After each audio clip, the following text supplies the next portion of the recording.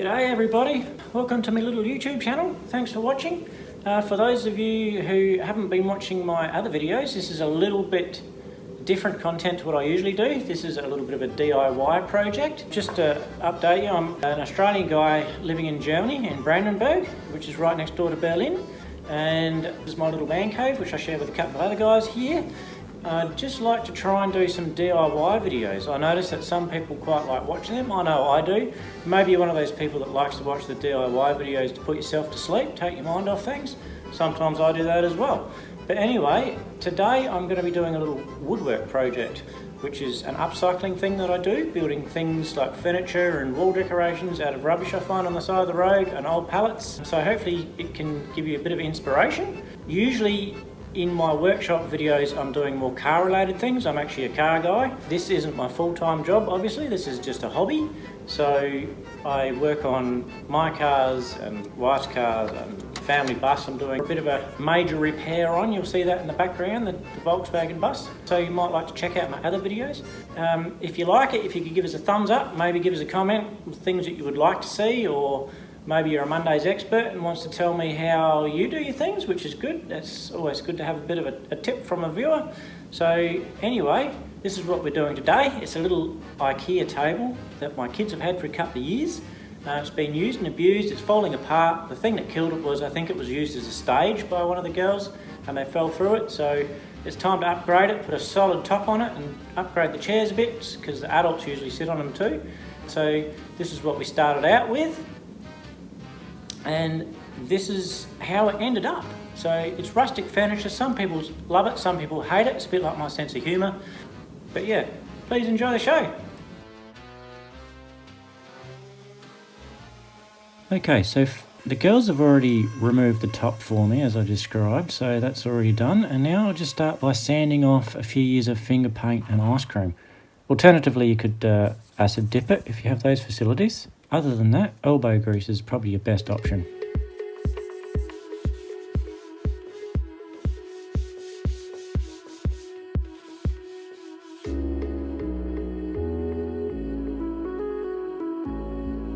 And here we have somebody's old shelves that I found in the hard rubbish out the front of our apartment building. So we'll put them to good use. And also I have a secret stash of pallets that I prepared earlier.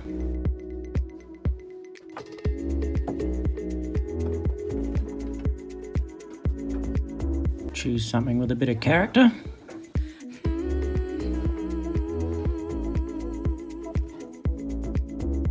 There you go, that's the selection for this project. The shelf panel's a bit narrow, so I'll cut it smaller than the bench top and then run a frame the whole way around out of pallet wood. Just double check it for square.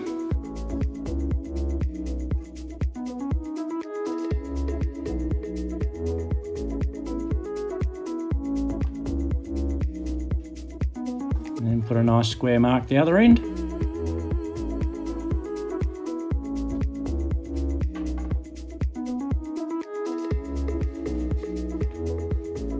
Cut it with my trusty 79 euro drop saw.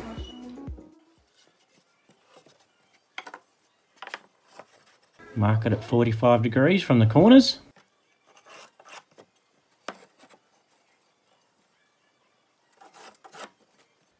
Cut those 4 bits.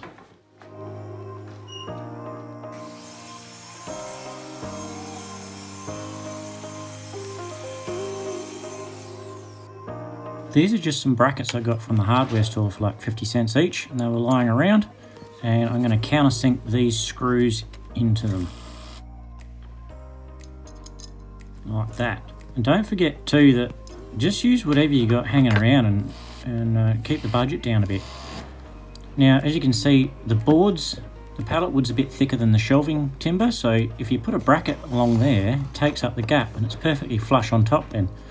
So first I screwed some brackets to the corners to build up the corners of the tabletop to the same thickness as the pallet wood, and screwed them on.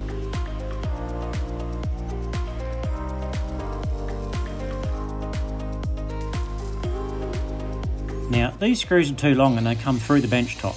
keep in mind this is a rustic finish, and if you're a miner or an explorer or a hunter and you're building your cabin in the woods out of stuff you had lying around, you're not going to run down the shop and get the right length nail or screw. So just use what you have lying around. So just grind the tops off, and then what that will look like is an old nail or something hanging out. So as you can see from this off-cutter wood, pallets have old nails and they go rusty, and it's all part of the character. So don't worry too much about perfection with this kind of woodwork, which is what I like about it, because my trade relies on perfection and I like to just have a bit of fun with this. And now screw the extra bracket overhanging the edge of the timber, and that's to mount the pallet wood frame around the edge.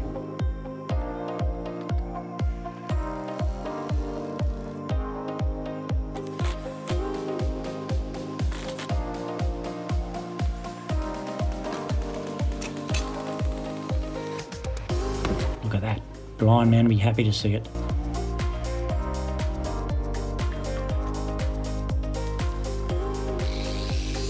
Grind the screws off again. Just try not to take away too much of the timber, but yeah, don't get too fussy about it. Otherwise, it'll look like you've tried to make something perfect that shouldn't be perfect. Yeah, a bit of wood glue.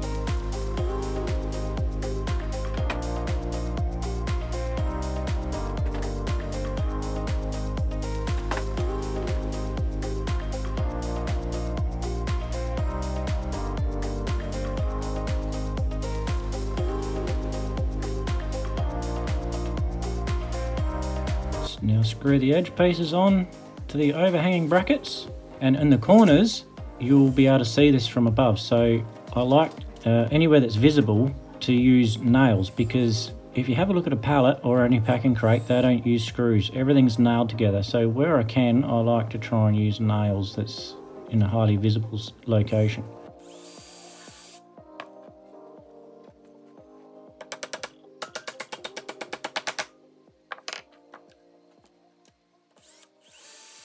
And now the end boards were wider than the side boards. They come from different pallets. So don't worry too much about that. What we'll do now is we'll just trim them down to the right width now that they're in situ, which will bring the corner back equal and even.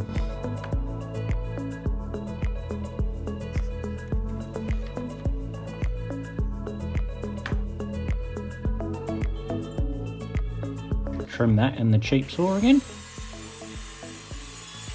Look out for nails too before you're running through the saw. Like you'll see in a second, the spark comes off my new carbide blade as I hit a nail. Right there. Now it's time to attack the chairs. They'll have to come apart, have the top pulled out because the girls didn't dance on them, and we'll clean them up with a sander and screw them all back together when they're ready. One moment please, this won't take long.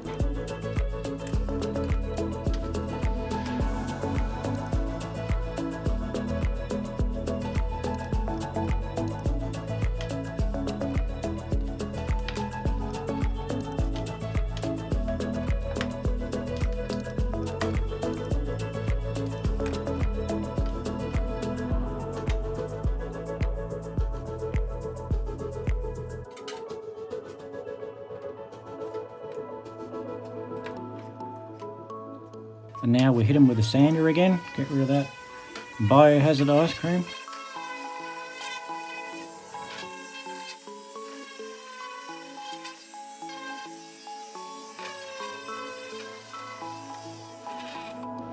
Now that everything's cleaned up a bit, out with the wood glue again, glue the dowels back in, and we'll put everything back together using the original Ikea screws.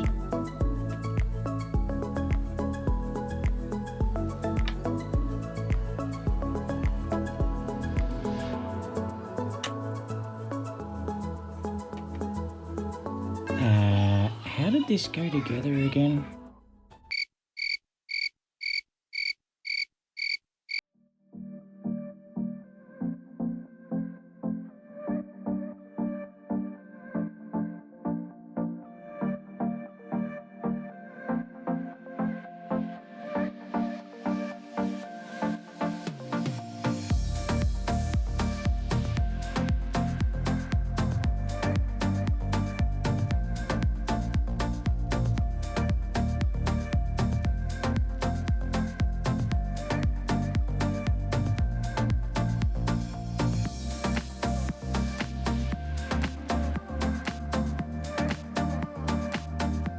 Ikea screws back in, nip them up nice and tight.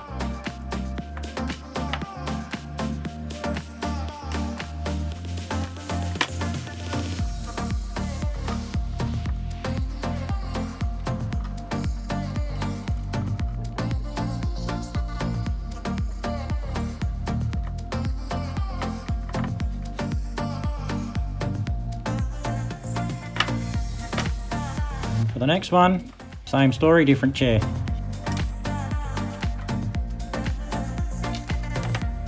You mob haven't dozed off to sleep yet, have you? Wouldn't want you to spill your drink on the couch. Doesn't earn you any brownie points, trust me.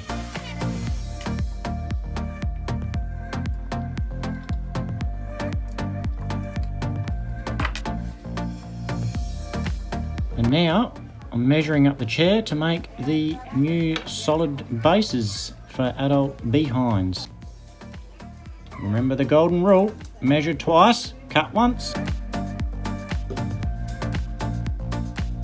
Now here what I'm doing is I'm putting the new sections on top of the frame, and I'm just running the pencil along underneath to mark where the edge of the inside of the frame is.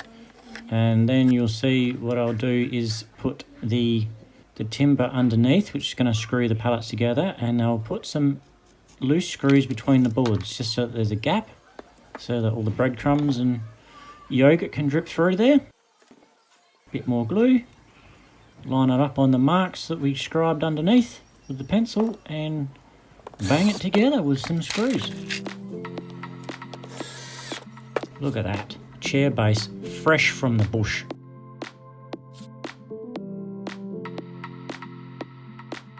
And now we'll just mark where the backrest is, because that will have to be knot. Again, I like to do it with the micrometer because that's how somebody would have done it back in the day, using whatever tools and bits and pieces they had at hand.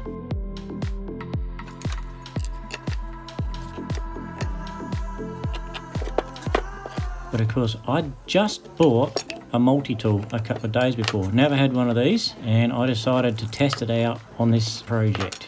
Here we go. Like butter.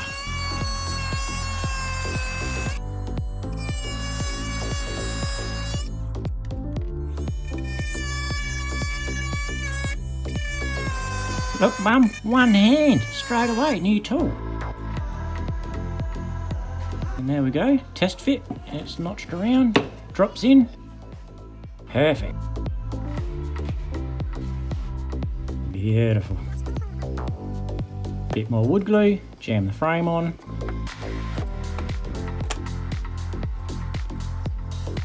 Pre-drill some holes. I always pre-drill holes, especially for these bigger nails, because pallet wood is actually quite crap usually. And if you try and glue it or screw it and nail it without a pre-drilled hole, it'll usually split.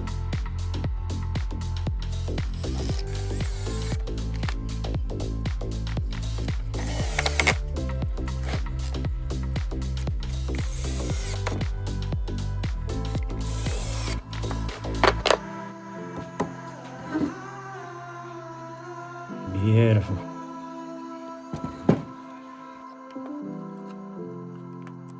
Now for the backrest, we'll get this new multi-tool. Of course, if you haven't got one, use whatever you got. I'd suggest probably an axe isn't the go, but any sort of handsaw or a jigsaw, you could probably nip that off, making sure that it's only held on with wooden dowels, of course, guys. This has got no screws or nails in it. Get that out of there. Now, pre-cut some bits of pallet to the right length.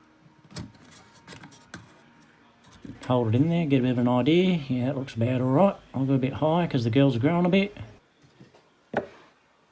Now, use the top of a salsa dip tin. Whack a nice radius on there. And then you can trim the radius off with whatever tool you have at hand. Of course, I've already got the sanding disc on the grinder, so that's my choice. I don't want to have to walk over and try and find a jigsaw or something in a box.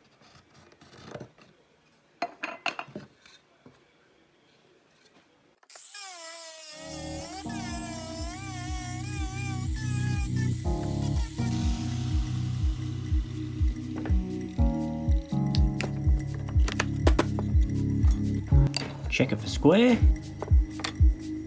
pre-drill some nail holes. And don't forget, it doesn't have to be perfect. If it's a little bit out of square or the edge is not quite straight, that's how it would be. If somebody in the bush was trying to whack something together for them to use, it's all about functionality, not about looks.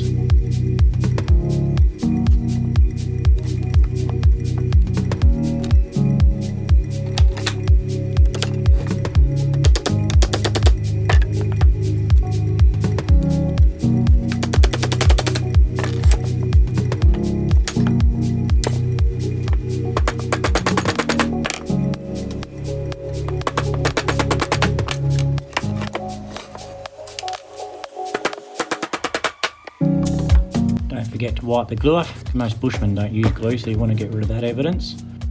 And there you go, that's it.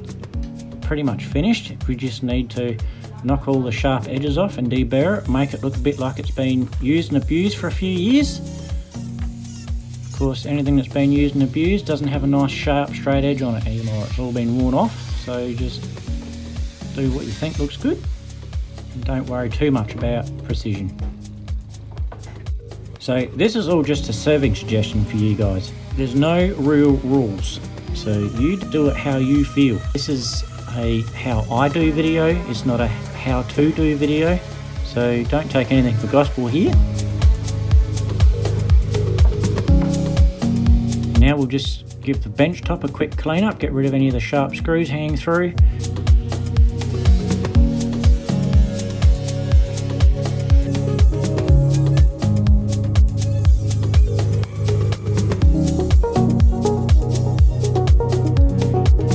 Then I like to blend in the timber a bit with the sander, the orbital sander. So just knock a bit of the dark colour and the roughness and the splinters off. And the more you sand, the lighter it gets. So if you want a darker wood, don't sand it so much. And now we'll whack the legs back on the top. So just line it all up by eye, like a bushman would. Mark it out. And then you know where your frame sits, so you can pre-drill your holes, because I'm going to nail this, because I want the nail heads in the top to give it a bit more pallet type authentic look.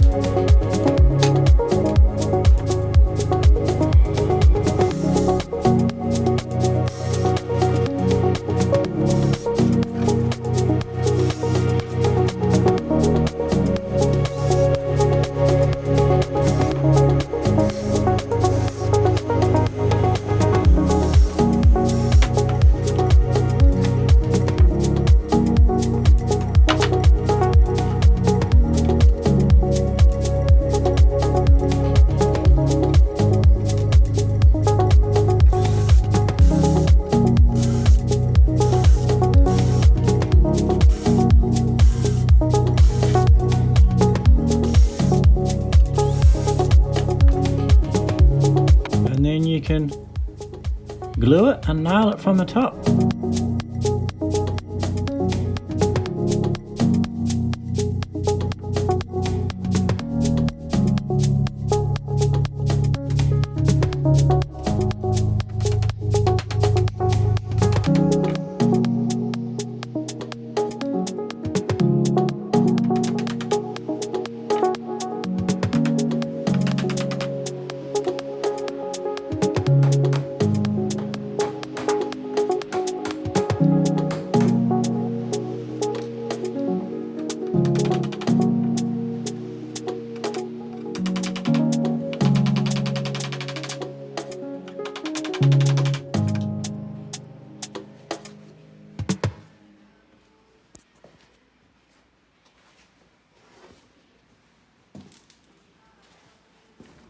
And there you go, that's the finished product.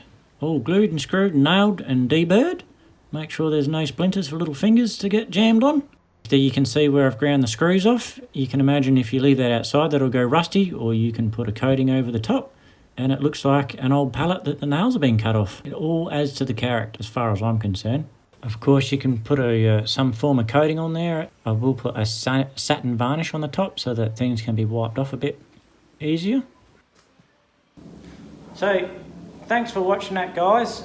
Hopefully you picked up a few tips along the way. Like I said in there, don't forget that this rustic stuff, you got to sort of pretend that you've dragged it out of an old hunter's or miner's cabin in the middle of the desert or the forest, and you know, you got to bear in mind that these people built things in a rush out of stuff that they had lying around just for functionality, and some people find that rustic look good. So don't stress too much about cutting things straight or using the exact tool or the exact screw or the exact nail. Just try and bear in mind that when they build pallets in the factory, they don't use screws, they only use nails. So try to keep anything that you can see that you've joined together with a nail. And yeah, the more character in the timber that I find, the better. I don't like to use new, clean looking wood. I like the old stuff with all the toxins and stuff that have come on the pallet that you don't know where it's been. It's been around the world carrying who knows what. So that's all part of the surprise, isn't it? So yeah, thanks again guys for watching. If you could please push the subscribe button and the like button if you like it. And yeah, we'll get some more content out. I've got some projects that I did in Australia, with mainly still photos, which is, I built 2 mobile coffee caravans. So there should be some photos of that coming up. And I can do plenty of other timber work projects if people want. So thanks again guys for watching, and we'll catch you next time. Ciao!